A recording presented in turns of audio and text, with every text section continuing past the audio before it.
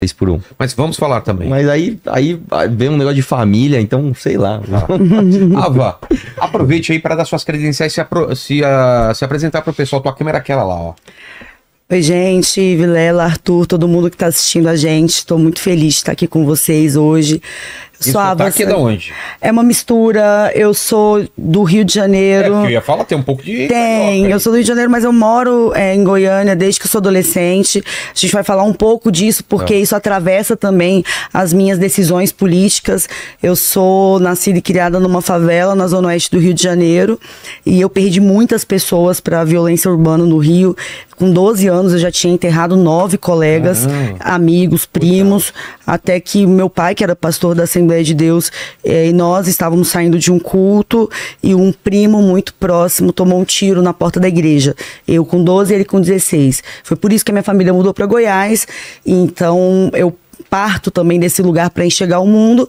E aí eu preciso dizer, eu amo o Rio de Janeiro, eu amo os meus amigos que estão lá, mas a pamonha, o piqui me conquistaram de maneira muito convincente.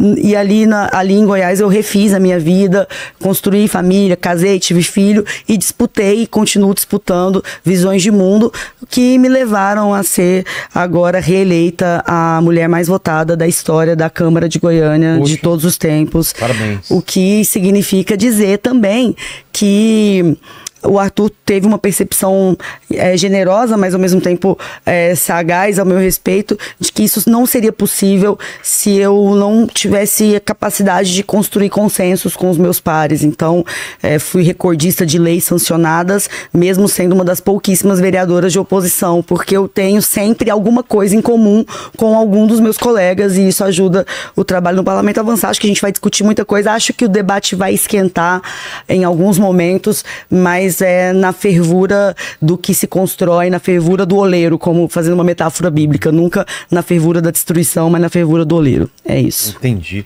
Bonito. Como vocês querem começar aí? Por qual assunto? Vocês que sabem. Quer propor alguma pergunta para ela? Assim, eu acho que a gente... eu não vi, Ava, você falar sobre a PEC 6 por 1. Eu não vi, eu procurei, não achei. Provavelmente você deve ter uma opinião favorável, não sei. A PEC da Erika Hilton, né? Justo. E a gente podia começar por esse assunto. Vamos lá. Podemos. Acho que até para quem tá nos assistindo saber por que veio esse lance da família, né?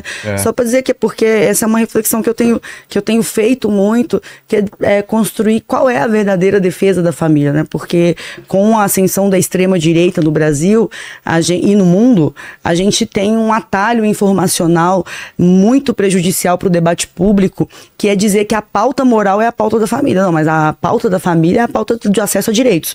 E aí quando eles dizem que falar de, sei lá, banheiro unissex é a pauta da família, falar de aborto é a pauta da família, eu tenho chamado a atenção de que pauta da família é a redução das desigualdades, é acesso à escola, é acesso ao saneamento básico e assim por diante. Eu acho que por isso a gente botou esse lance aí de pauta da família, que a gente pode entrar também, vamos até porque também. Jornada de trabalho também é pauta da família, claro, né? É a presença de pai e mãe em casa, a garantia da convivência familiar, tudo isso é a defesa da família, que precisa, obviamente, ser parametrizada dentro do possível para que as transições de modelo sejam feitas sem que a gente tenha uma quebradeira econômica, né? Sim. Bom, no meu caso é o seguinte, você chegou a ver meu debate com o Fredinho aqui? Eu vi um pouquinho. O que acontece é o seguinte, o que eu vejo, eu não acho que vai ser o seu caso, sinceramente. O que eu vejo muito da defesa da PEC da Erika Hilton eu vou começar até da mesma forma que eu comecei com ele. São discursos com apelo à emoção e que tem razão de ser, porque realmente uma escala 6 por 1, ela é uma escala, no mínimo, difícil para uma família. No mínimo difícil. Com muito argumento de autoridade. Olha, eu posso falar porque eu já trabalhei 6 por 1 tantos anos. Olha, eu posso falar porque tenho tantas pessoas na família. E poucos argumentos lógicos. Poucos argumentos assim. Tudo bem, então vamos construir uma solução. Vamos ver se esse é o caminho. Então, eu começo até te fazendo uma provocação, né? Que é uma coisa simples, né? Se você realmente leu a PEC. Leu a PEC. Sim, eu li a PEC. Quantas páginas tem essa PEC? A PEC tem uma página, a justificativa Exatamente, tem 4, exatamente. né? Olha só a diferença. É importante, Só que legal. importante porque Muito o bom, anexo muito ele vai junto e Sim. ele traz alguns argumentos que só a leitura dos 2 artigos ali muito bom. não te dão essa noção do das motivações, né, para a apresentação da PEC. Sim, assim por diante. e aí eu pergunto se você também não concorda que, por exemplo, a PEC, só o primeiro artigo dela, ela já começa com uma contradição, porque ela tem um erro matemático naquela PEC. Bom, eu concordo totalmente com você. Eu acho que o grande problema que a gente tem, um dos grandes problemas, longe de ser o maior, mas que a gente tem no Brasil, especialmente na arena da política pública, é a interdição do debate quando ele nasce. Por que eu defendi ferrenhamente que a PEC tivesse assinaturas? Para ela tramitar. Porque se a PEC, inclusive, a desinformação dentro de setores da esquerda é um negócio absurdo. Eu tava vendo um monte de gente mandando mensagem, como assim a Benedita da Silva votou contra a PEC? Gente, a PEC não tava nem em votação. Como assim a Tabata Amaral votou contra a PEC? Não tava em votação. O que tava em questão era a assinatura. E aí, assim, embora eu seja só uma vereadora de Goiânia, eu, obviamente, conheço um pouco de como funciona Brasília. Os deputados não ficam reunidos, os 513 ali, esperando um deles passar para pegar a assinatura. Para você achar, conseguir mobilizar para ter as 172 assinaturas, não é da noite pro dia. Então, vários deputados, inclusive, foram cobrados injustamente, como se eles tivessem votado num negócio que era só para tramitar. E tinha que tramitar, porque aí a PEC vai mudando o texto. E acho que isso para você é o básico, né, do seu exercício, não só enquanto parlamentar, mas agente do debate público, que vamos trazer o debate. Isso foi uma grande conquista, porque eu via o debate público interditado numa pauta econômica muitas vezes inacessível, não que seja desimportante, pelo contrário, é prioritária. Mas a gente não vai falar de Selic, a gente não vai falar de superávit de maneira que toque as pessoas para elas participarem do debate público. Ou é o que o pessoal chama de pauta woke, ou alguma coisa nesse sentido, que também às vezes é rasteira, sabe? Tanto pela direita quanto pela esquerda. Que debate importante falar de jornada de trabalho. Há quanto tempo a gente não debatia de maneira ampla um negócio tão importante para o Brasil, sabe? Então, vamos deixar tramitar. E aí o texto, obviamente, tem que ser alterado, até porque é impossível a gente reduzir para 4x3, que é o que a PEC propõe, de uma vez. A PEC não traz, por exemplo, como seria a transição desse modelo. A PEC não traz a especificação de categorias, até porque, de fato, depois você tem lei complementar para regular e tal. Mas interditar o debate, com certeza, não é o caminho, né? Sim. Nossa, eu gostei quando eu vi os seus conteúdos, até falei isso pra você, porque você é uma pessoa que... é difícil até de colocar você numa caixinha, num rótulo, né? Você é uma pessoa evangélica, que está no PSDB, mas se considera de esquerda. Então, eu acho isso legal porque enriquece o debate. E, justamente, eu acho que... Você citou uma coisa, eu vou até começar concordando com você, que... Tá ruim aqui? Não, desculpa. Que...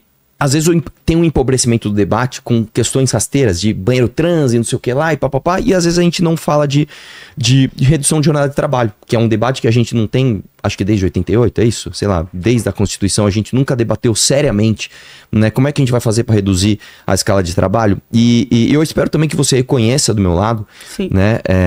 Que não existe aqui uma pessoa que quer defender uma espécie de escala, né? Como quem diz, quem não trabalha na 6x1 é vagabundo, ou alguém que não tem algum tipo de empatia com as pessoas que trabalham num regime diferente do seu próprio. Mas eu entendo que pra gente chegar na redução de trabalho, eu acho que existem alguns problemas que a gente deve resolver antes, né? Um dos problemas, por exemplo, que está na justificativa da PEC, é que ela não especifica a transição e ela deixa em aberto a possibilidade de acordos coletivos. Eu acho hoje que no ambiente que nós temos no Brasil, um ambiente com uma Constituição absurda, tá? Uma Constituição que garante um monte de direitos que você não consegue nem interpretar aquilo, né? A gente tem piso salarial como base constitucional. É uma coisa estranha pra caramba. Pra você passar um piso salarial pra categoria da enfermagem, você tem que fazer uma PEC. É uma anomalia jurídica. E além disso, além das questões constitucionais e legais, nós temos um problema do espírito sindicalista que nós temos no Brasil. Nós temos um excesso absurdo de sindicatos, nós temos uma justiça do trabalho agigantada, nós temos muita militância, tá? E eu digo aqui não, pelo amor de Deus, não te empurrando, dizendo, mas existe muita militância esquerdista dentro da justiça do trabalho, inclusive. Então eu acho que um texto como aquele, que que tem assinaturas, inclusive, para tramitar, é uma irresponsabilidade da parte da autora, que quer, inclusive, se colocar no centro desse debate, né, que é a Erika Hilton, mas que não leva em conta outras coisas que a gente precisa fazer antes da gente discutir redução de jornada de trabalho. Eu acho que isso é fundamental. Quais coisas na sua avaliação? Por exemplo... Quando? Quem vai pautá-las? Por exemplo, essa é uma boa pergunta, né? Por exemplo, o próprio governo do PT não quer que essa PEC passe, né? O próprio governo do PT já deu declarações, vamos ver e tal, e a gente sabe que uma PEC não passa se o governo não quiser, né? São 3/5 da casa em 2 turnos, depois ainda vai pro Senado. Se o governo não puser a mão, o negócio não vai passar, né? Uma das sugestões que eu digo para você é o seguinte: o que você acha de a gente reduzir a justiça do trabalho? Bom, eu acho um ponto bem interessante a gente falar sobre justiça do trabalho. Eu quero só retomar algumas coisas na sua fala. Você disse que a gente tem muito sindicato e muita militância. Eu concordo contigo sobre o fato, mas eu acho importante a gente ter um olhar aprofundado sobre o que do fato, as causas, né? Primeiro, a gente foi o último país do planeta a abolir a escravidão. E isso deixou sequelas gravíssimas que até hoje se verificam nas nossas relações de trabalho. Isso é indiscutível. Além disso, a gente teve um período muito duro de ditadura militar, que imediatamente, assim, essa é uma reflexão importantíssima para a gente entender também o efeito colateral de sindicatos superpoderosos. Porque o que aconteceu na ditadura militar? A ditadura militar, ela... para maquiar aquele super PIB, o milagre econômico, ela tirou a obrigação de que o reajuste do salário mínimo tivesse como a inflação como base. Então você tinha uma inflação, você chegou a ter 200% de inflação que consumia completamente o poder de compra do trabalhador, porque você não tinha reajuste de salário com base na inflação. E com isso a gente teve um aprofundamento bizarro da pobreza no Brasil. A gente teve também a concentração de renda por conta dessa mesma maquiagem do milagre econômico, e aí nisso os sindicatos foram criminalizados, porque uma das primeiras medidas da ditadura militar, a gente fala do AI-5, que foi sim absurdo. O AI-5 é um ponto de inflexão antidemocrático que tem que ser repudiado em qualquer circunstância. Mas tem outros pontos da ditadura tão dramáticos ou até mais dramáticos que não são trazidos, como esse de tirar a obrigação de reajustar o salário mínimo. Aí você, para não ter sindicato na rua, para não ter mobilização de trabalhador, você criminalizou o sindicato, prendeu o líder trabalhista e criminalizou greve. Então, você teve 20 anos de arroxo do trabalhador, de empobrecimento do povo brasileiro e greve criminalizada e sindicato criminalizado. O efeito colateral foi exatamente esse que você diagnosticou. Uma explosão de sindicatos pós-democratização, sendo que nem todos são legítimos, mas todos surgiram no seio de uma... Gente, é ao vivo aqui, meu celular. Olha, eu vou falar para... Será que foi o Nando Moura que derrubou meu celular? Socorro. Ele não autorizou esse debate, pessoal. Não tá autorizado. Então, a gente teve essa explosão de sindicatos vindo no bojo dessa ditadura. Então, sim, você tá certíssimo. Tem sindicato pra caramba. A causa é que nós temos... Aí, só para finalizar, uma classe econômica, eu vou usar um termo muito da esquerda para facilitar o entendimento, mas uma classe econômica dominante formada por altos banqueiros, por altos setores de empreiteiras, inclusive a sociedade civil, a parte da sociedade civil que ajudou a financiar a ditadura militar, que massacrou, e aí vieram esses sindicatos com discrepâncias que sim precisam ser corrigidas. Você tem toda a razão. Sim, não, então, a gente concorda nisso, né, o seu diagnóstico, o diagnóstico da causa, eu acho que a gente nem discorda disso, mas então concordamos que é um excesso. Por isso que eu acho que é um problema quando uma PEC dessa tramita, né, com um texto tão simples e com... eu acho tudo bem, positivo, trouxe o debate, é legal, mas eu acho que a gente corre um risco muito grande disso se tornar um caos novamente no Brasil, eu não acho que esse texto vá tramitar, sinceramente, nesse governo não vai, mas...